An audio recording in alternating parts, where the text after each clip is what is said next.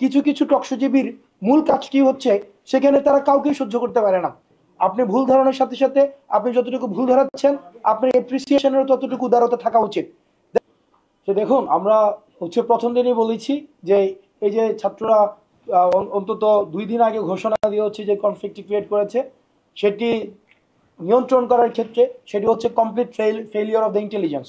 আমরা দেখেছি বিগত সময়গুলোতে আমরা সাইন ল্যাঙ্গুয়েজ ব্যবহার করে করে আমাদের কর্মসূচি দিতে হতো, সাইন ল্যাঙ্গুয়েজ, কিন্তু তারা মানে তখন ইন্টেলিজেন্স উইং জেনে যেত এখানে যারা রয়েছেন সবাই হচ্ছে নির্যাতিত নিপীড়িত গত 16 বছর ধরে। আমরা দেখেছি যে কিভাবে হচ্ছে কর্মসূচি দিতে হয়, সাইন ল্যাঙ্গুয়েজ ব্যবহার করতাম যে আগামীকাল ওই জায়গায় কর্মসূচি হবে, আগামীকাল সেই জায়গায় কর্মসূচি হবে, তাও সেটা ইন্টেলিজেন্স উইং জেনে যেত। কিন্তু এখন 2 দিন আগে ফেসবুকে ঘোষণা দিয়েছে, সেই জায়গায় ইন্টেলিজেন্স উইং এর একটা ইউনিক অ্যাক্টিভিটি আমরা দেখতে পেয়েছি, যেটাকে আমরা ফেলিওর হিসেবে আমরা চিহ্নিত করেছি। 2 নম্বর বিষয় সেটা হচ্ছে আমাদের কর্মসূচিটি কি ছিল বা পদক্ষেপটি কি ছিল সেটাকে মিটিগেট করার ক্ষেত্রে আমরা সেখানের প্রতিনিধিদেরকে ডেকে নিয়ে এসে আমরা কথা বলেছি।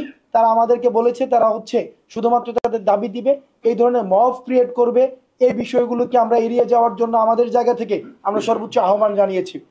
সর্বশেষ বিষয় আমি একটি জিনিস বলতে চাই, সেটা হচ্ছে আমাদের সুশীল সমাজ যারা রয়েছে, আমাদের টকশোজীবী কিছু মানুষ রয়েছে, তাদেরকে আমি একটা বিষয় বলতে চাই যে তাদের একটা দেখেন তাদের একটা বিষয় আছে, তারা আওয়ামী লীগও পছন্দ করে না, তারা ছাত্রলীগে পছন্দ করে না, জামাতও পছন্দ করে না, বিএনপি পছন্দ করে না, তারা কাউকে পছন্দ করে না।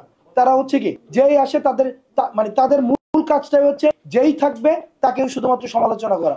যেমন তাদের না, আমি বলছি সেটা অবশ্যই, কারণ গণতন্ত্রে এটাই হচ্ছে সৌন্দর্য, কিন্তু ভুল ধরানো এবং এপ্রিসিয়েট করা দুইটার মধ্যে পার্থক্য রয়েছে।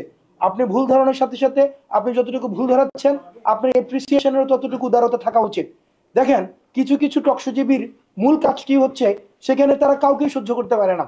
আমরা বৈষম্যবিরোধী ছাত্র আন্দোলন যদি এই যে কোনো কিছু মিটিগেট করতে যাই, তখন তাদের হচ্ছে কথা যে এখন আইন শৃঙ্খলা বাহিনী রয়েছে, আইন শৃঙ্খলা রক্ষাকারী বাহিনী হচ্ছে, এখন তাদের কাজটা কি।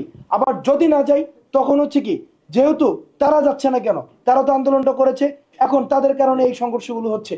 এখন সেই জায়গাতে আমাদের যারা হচ্ছে সুশীল সমাজ রয়েছে, যারা আমাদেরকে দিক নির্দেশনা দেয়, তাদের কাছ থেকে আমরা যেটাকে আমরা বলি যে আমরা গঠনমূলক সমালোচনা প্রত্যাশা করি। কেউ সমালোচনার ঊর্ধ্বে না, কিন্তু আমরা চাই তারা আমাদের অভিভাবক, তারা হচ্ছে আমাদের বুদ্ধিকে তারা প্রতিনিধিত্ব করে, সেই জায়গা থেকে আমরা গঠনমূলক সমালোচনা প্রত্যাশা করি।